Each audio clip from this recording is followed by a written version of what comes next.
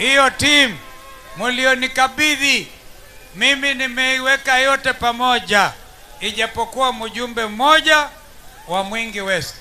Inyoni nyumo kaamanyai ono mukayekana na kanundu timu wengi wakati wa impeachment ya Rigathi.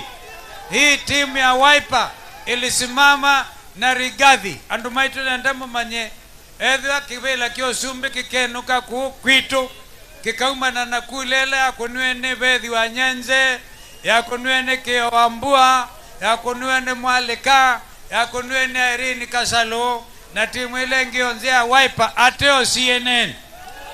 Nemomba thukesie na nyendi na dhina na CNN tio mwana waitu, lakini wakanete report. Nimeleta report kwamba mmoja tu ndiye alikuwa UTAS, wengine wote walisimama kwa msimamo wa chama.